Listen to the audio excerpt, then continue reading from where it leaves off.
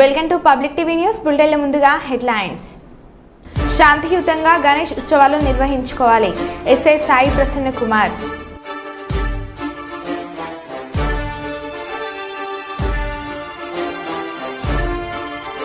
పాలమూరులో మున్సిపల్ అధికారుల హైడ్రా తరహా కూల్చివేతలు.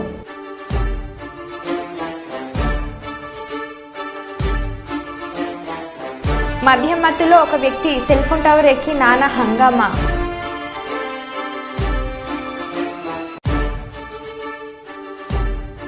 అన్నమయ్య జిల్లా మదనపల్లిలో పేకాట రాయుళ్లు 13 మంది అరెస్ట్.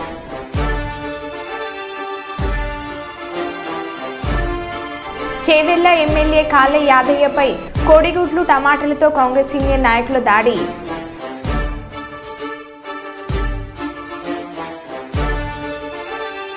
ఇక వివరాల్లోకి వెళ్తే పాలకుర్తి పోలీస్ స్టేషన్ పరిధిలో గణపతి నవరాత్రి ఉత్సవ కమిటీ అధ్యక్ష కార్యదర్శులతో ఎస్ఐ సాయి ప్రసన్న కుమార్ సమావేశం నిర్వహించారు. ఈ సందర్భంగా ఎస్ఐ మాట్లాడుతూ గణేష్ నవరాత్రి ఉత్సవాలు ప్రజలు శాంతి వాతావరణంలో జరుపుకోవాలని అన్నారు. మండపాలకు పోలీసులు ఇతర శాఖల అనుమతులు తప్పనిసరిగా తీసుకోవాలని సూచించారు. నిబంధనలు ఉల్లంఘించిన వారిపై కఠిన చర్యలు తీసుకుంటామని హెచ్చరించారు. ఈ కార్యక్రమంలో సిబ్బంది తదితరులు పాల్గొన్నారు.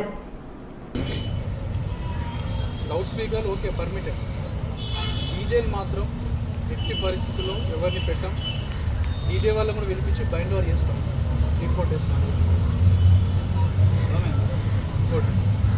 ఖచ్చితంగా డెకరేషన్ అయితే చేస్తాం కదా వినాయకుల ఇప్పుడు బయట లోపల కన్సర్న్ ఎలక్ట్రిసిటీ డిపార్ట్మెంట్ పర్మిషన్ తీసుకోవచ్చు.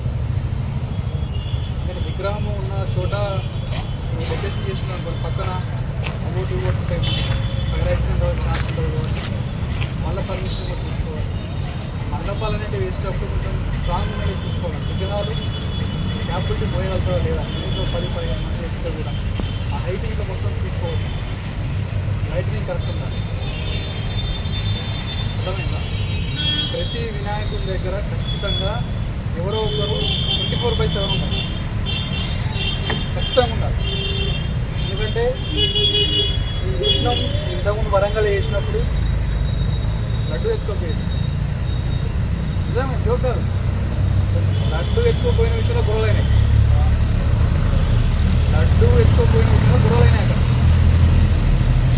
అక్కడ అర్థమైందా? కాబట్టి ఖచ్చితంగా 24/7 ఎవరో ఒకరు ఉండాలి. ఎట్టి పరిస్థితుల్లో కూడా తాగిన వారు మాత్రం అక్కడ ఉండొచ్చు. అర్ధరాత్రులు తాగి 5-6 రోజులు కూర్చొని క్యారమ్ బోర్డులు ఆడుకుంటూ కూర్చున్నారు మాత్రం కూర్చొని షార్ప్ 10 o'clock మొత్తం క్లోజ్ చేస్తారు. ఇచ్చే మండపాలు కూడా ముందు వచ్చి అందరికీ ఆన్లైన్లో అప్లై చేసుకోవాల్సి ఉంటుంది. పోర్టల్ ఉంటుంది. పోర్టల్ కూడా ఒక 4-5 డేస్లో అన్ని వాట్సాప్ గ్రూప్ సోషల్ మీడియా ప్లాట్ఫామ్స్లో పెడతాం. ప్రతి ఒక్కరు అందరూ అప్లై చేసుకోవాలి. ఓకేనా?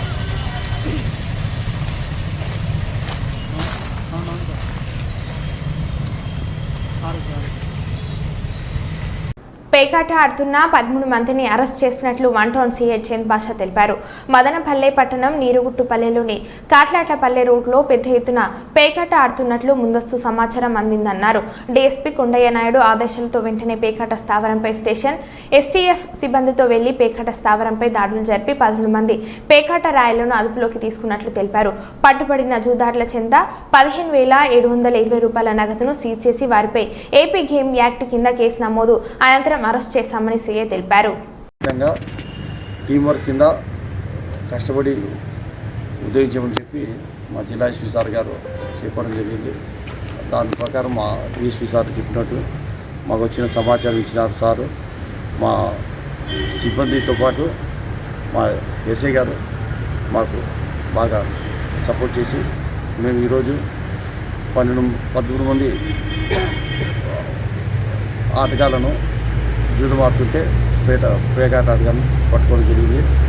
మొత్తం 15,720 రూపాయలు నగదు, ఆట ఆడే బ్యాక్ బుక్కులు సీజ్ చేయడం జరిగింది. దయచేసి ప్రజలకు మదనపల్లి పోలీసు వారి ముఖ్య డిటెక్షన్ అనగా ఏమైనా అసహాయం కార్యక్రమం అనగా పేకాట కానీ క్రికెట్ బెట్టింగ్ కానీ ఆన్లైన్ గేమింగ్ కానీ ఏమన్నా కూడా తమరు మా జిల్లా మదనపల్లి పోలీసు వారికి తెలిపితే మేము వారి పేర్లను గోప్యంగా పెట్టి ఇటువంటి అసహాయ కార్యక్రమం మేము నిర్మించడానికి తగ్గించేదానికి మా శాయశక్తులు మేము కృషి చేస్తాము. మాకు అన్ని వేళ మాకు సహకరిస్తున్న మా డిఎస్పీ సార్ గారికి, మదనపల్లి డిఎస్పీ సార్ గారికి మేము కృతజ్ఞతలు తెలుపుకుంటున్నాము. జై హింద్.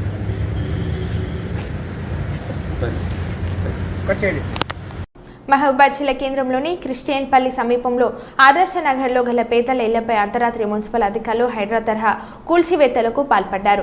రాత్రి 2 నుంచి 3 గంటల సమయంలో హఠాత్తుగా బుల్జోరాలో తీసుకొని వచ్చిన అధికారులు పేదలు నిద్రిస్తుండగానే బయట నుంచి గోడలో నీళ్లను నీలమట్టం చేశారు. ఇదేమిటని ప్రశ్నిస్తుండగానే అధికారులు పోలీసులతో వచ్చి సుమారు 75 ఇండ్లను కూల్చివేశారు. గతంలో ప్రభుత్వం తమకు పట్టాలు ఇచ్చిందని చెప్తున్నా వినకుండా అక్రమ నిర్మాణాల అంటూ కూల్చివేతలకు పాల్పడ్డారు. దీంతో పేదలు లబోదిబోమంటున్నారు. కాంగ్రెస్ హయాంలోని పట్టాలు ఇచ్చి ఇప్పుడు అదే కాంగ్రెస్ ప్రభుత్వం కూల్చివేయడం ఏంటనే నిలదీశారు. తెల్లవారుజామున కూల్చివేతలు సాగుతూ ఉండటంతో ఇంట్లో సామాగ్రిని పిల్లలను బయటకు పెట్టుకుని నిద్రాహారాలు మాని రాత్రి నుంచి జాగరణలు చేస్తున్నారు. చాలా మంది బాధితులు కంటతడి పెట్టుకుంటున్నారు. ప్రభుత్వ భూములను ఆక్రమించుకున్న పెద్దలను వదిలేసి తమపై ఎందుకు కక్ష కడుతున్నారని శాపనార్థాలు పెడుతున్నారు. దీంతో పట్టణంలో పేదలు కూల్చి వేయడం చర్చనీయాంశంగా మారింది. పక్కనే పెద్ద మనుషులు, పార్టీల నాయకులు, వాళ్ళ అనుచరులు కట్టిన ఇళ్లను మాత్రం అధికారులు కూలగట్టుకోకపోవడం గమనార్హం.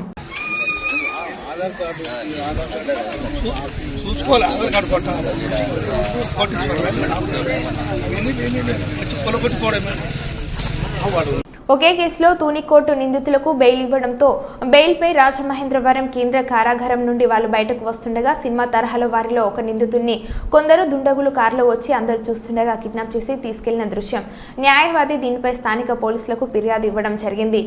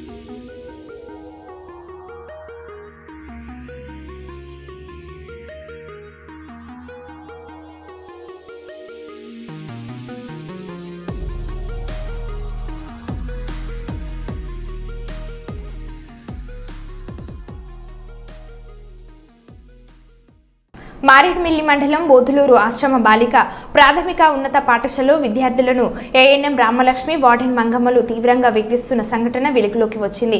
విద్యార్థులకు విద్యాబుద్ధులు నేర్పించాల్సిన ఉపాధ్యాయులు తమతో వెట్టి చాకిరీ చేయిస్తున్నారని, చేయని విద్యార్థులను వేధిస్తున్నారని తెలిపారు. విద్యార్థులకు గజ్జి తామర ఉంది అనే నేపంతో విద్యార్థుల వివస్త్రాలను చేసి ఇనుప గొట్టాలతో బెత్తాలతో కుడుతున్నారంటూ గిరిజన బాలికలు ఆవేదన వ్యక్తం చేశారు. తమ తల్లిదండ్రులు సైతం విమర్శిస్తూ మీరు కొండల్లో చేతబడి చేసేవారు, చదివి ఏం సాధిస్తారు అంటూ విద్యార్థులను కించపరుస్తూ అసభ్యకర పదజాలంతో దూషిస్తున్నారంటూ కన్నీళ్లు పెట్టుకున్నారు. రాత్రి సమయంలో వాళ్ళి కాలు నొక్కాలని వారి ఇంటి వద్ద అంట్లు తోమించుకోవడం, బట్టలు ఉతికించుకోవడం వంటి వెట్టి చాకిరీ చేస్తున్నారంటూ విద్యార్థులను తమ ఆవేదన వ్యక్తం చేశారు. ఏఎన్ఎం రామలక్ష్మి, వార్డెన్ మంగమ్మల వేధింపులపై ప్రధాన ఉపాధ్యాయులు దృష్టికి తీసుకువెళ్లినా ఎటువంటి చర్యలు లేవని, మమ్మల్ని వేధిస్తున్న వారిపై చర్యలు తీసుకొని మాకు రక్షణ కల్పించాలని విద్యార్థులు వేడుకుంటున్నారు. లలిత చూడండి నిన్న నుంచి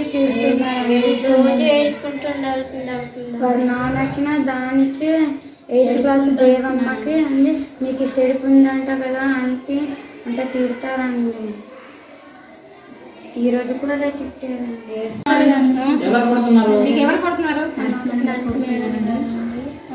నాకేమోనండి తామేరు ఉంది కదా, మాకు మొత్తం మచ్చలు ఉన్నాయండి. ఎవరికి కూడా అలా ఉండలేదు కానీ పుచ్చిపోయి ఉన్నాయనండి.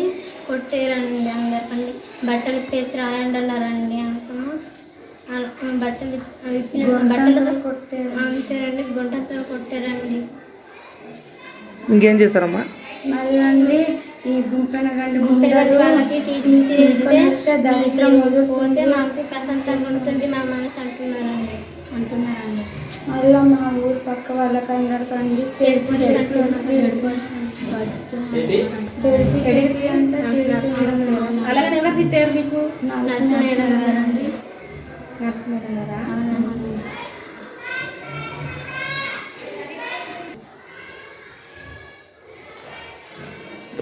కొడుతున్నారమ్మా? అవునండి.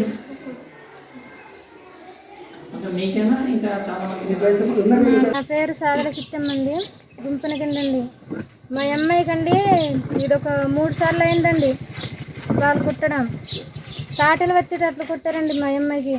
మొన్న వెళ్ళి నా ఏదైతే వార్డెన్ మేడం కొడుతుందండి, పచ్చికర్రతో కొడుతుందండి. నాకు కన్నీళ్ళు వచ్చినాయండి మా అమ్మాయికి చూసి. వద్దురా ఏంటి నీవు చక్క మంచిగా చదువుకోమంటే నాకు అమ్మ టార్చర్ పెడుతున్నారు, ఇలా కొడుతున్నారు అనేసి మా అమ్మాయి అందండి. అంతే ఒకసారి టీజిచ్చి పంపేస్తాం అందండి వార్డెన్ గారు. చాలు వద్దండి, మా అమ్మాయి తప్పు చేస్తలేదు కదా, ఇక్కడ ఉంచండి, ఈ సెలవుల దాకా ఉంచండి అన్నానండి. ఇచ్చేస్తాము, ఫీజు ఇచ్చేస్తామన్నారండి. అయితే సరే అండి, మా ఆయనకి ఒకసారి మా ఆయన తీసుకుని వస్తానులేండి అన్నానండి వార్డెన్ దగ్గర. నా పేరు సాదల సుందరమ్మ అండి. ఏజీహెచ్ బోధలూరు కూడా చదువుకుంటున్నానండి. మా ఊరు పేరు గుంపెనగండి అండి. నేనండి సాయంత్రం అండి అక్కడండి మా స్కూల్లో అండి చాలా గట్టిగా కొడతారండి. తామరున్న వాళ్ళకు కూడా బట్టలు ఇప్పేసి కొడతారండి. అందువలన నాకు ఇష్టం లేదని నేను వచ్చేసానండి మా ఇంటికండి. సరే మీరు చెప్పండి. నా పేరు సాదల జోగిరెడ్డి అండి, సుందరమ్మ వాళ్ళ నాన్ననండి. ఏంటంటే మొన్న నేను ఇక్కడ ఇంటికాడ ఉన్నానండి. ఇంటికాడ ఉంటే అక్కడ బోధలూరు స్కూల్ నుంచి వంట పుట్టికి పంపారండి. కాపురు తీసుకురమ్మనేసి అట్టండి హెచ్ఎం గారు.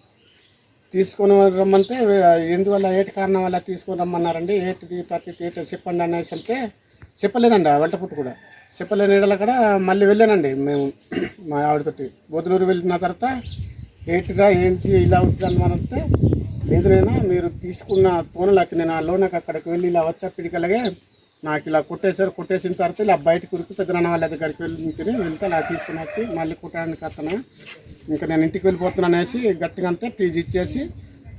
చేవెళ్ల నియోజకవర్గ పరిధిలోని షాబాద్ మండలానికి చెందిన స్థానిక ఎమ్మెల్యే కాలే యాదయ్యపై కాంగ్రెస్ సీనియర్ నాయకులు కార్యకర్తలు కోడిగుడ్లతో దాడి చేయడం జరిగింది. గత 10 ఏళ్ల నుంచి కాంగ్రెస్ పార్టీలో కష్టపడి పనిచేసే వారిని గుర్తించకుండా బీఆర్ఎస్ నుంచి వచ్చిన వారిని వెంట తీసుకుని తిరుగుతున్నారని ఆగ్రహంతో ధర్నా చేసి గో బ్యాక్ ఎమ్మెల్యే అంటూ నినాదాలు చేయడం జరిగింది. మాకు న్యాయం చేసేంత వరకు మేము వినేది లేదంటూ మొండియా డౌన్ ఎమ్మెల్యే అంటూ నినాదాలు చేయడం జరిగింది.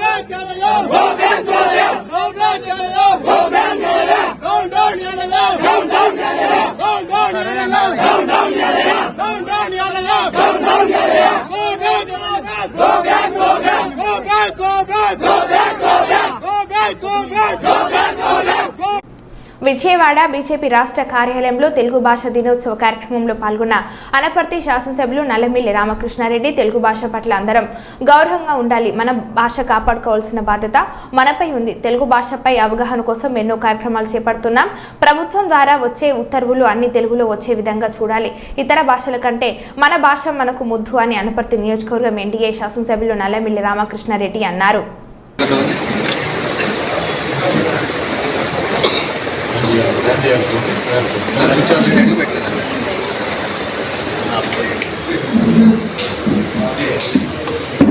మీరు చూశారు ఇప్పటి వరకు. మరి ఫోన్లు వెనక్కి పెట్టండి కొద్దిగా అని చెప్తున్నాం, మేము వెనక్కి పెట్టండి ఫోన్. Thank you.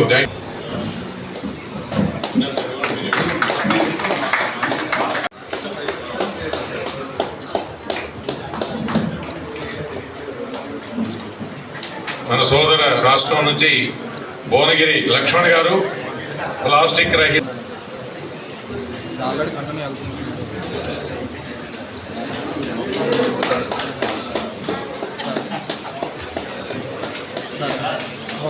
తర్వాత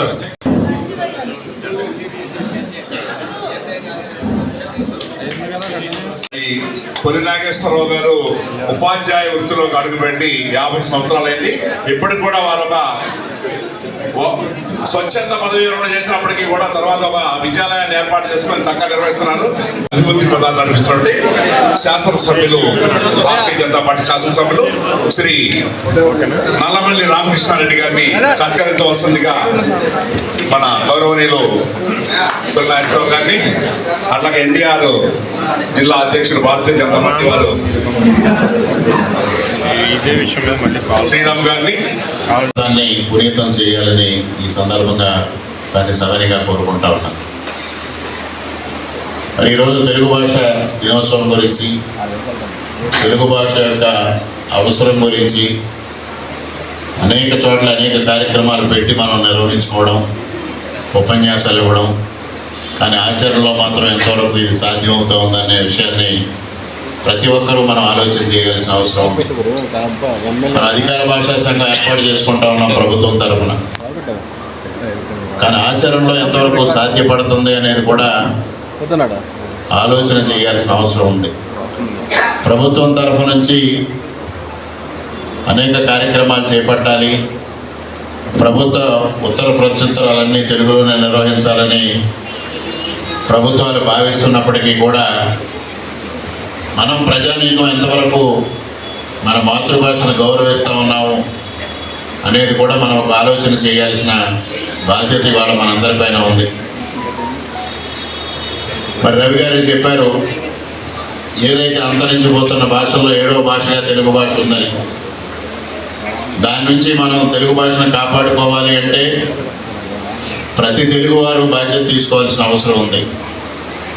ఇవాళ పాశ్చాత్య భాష పైన మోజుతోనో, పాశ్చాత్య సంస్కృతి పైన మోజుతోనో, లేకపోతే ఉపాధి కోసం ఈరోజు పాశ్చాత్య సంస్కృతిని, పాశ్చాత్య భాషని మనం ఆదరించే పరిస్థితి ఉన్నంతకాలం ప్రభుత్వాలు కూడా ఏమీ చేయలేని పరిస్థితి ఏర్పడుతుంది.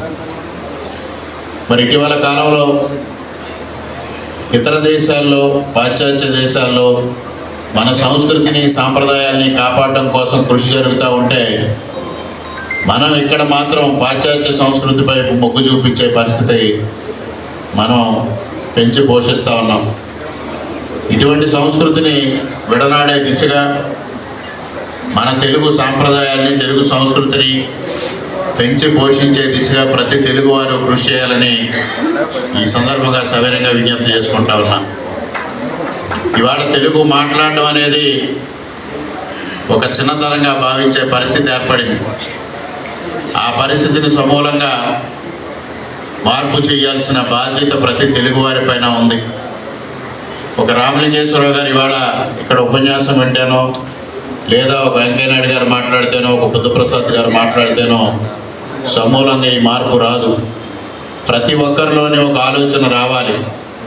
తెలుగువారి సంస్కృతికి, తెలుగు సాంప్రదాయాలకి పెద్దపీట వేయాలి అంటే రాజన్న సిరిసిల్ల జిల్లాలో ప్రసిద్ధ పుణ్యక్షేత్రమైన వేములవాడ శ్రీ రాజరాజేశ్వర స్వామి దేవస్థానంలో ఆరుద్ర నక్షత్రం సందర్భంగా ప్రత్యేక పూజలు నిర్వహించిన వేద పండితులు స్వామివారికి మహాన్యాస పూర్వక ఏకాదశ రుద్రాభిషేకం పరిహార దేవత అర్చనలు జరిగాయి. అలాగే శ్రావణ మాసం ఏకాదశి రోజున రాజరాజేశ్వర స్వామి వారికి లక్ష బిల్వ అర్చనను ఆలయ అర్చకులు వేద మంత్రాలతో కన్నుల పండుగగా నిర్వహించారు. ఆరుద్ర నక్షత్రం రోజున స్వామివారిని భక్తులు దర్శించుకుని మొక్కులు చెల్లించుకున్నారు.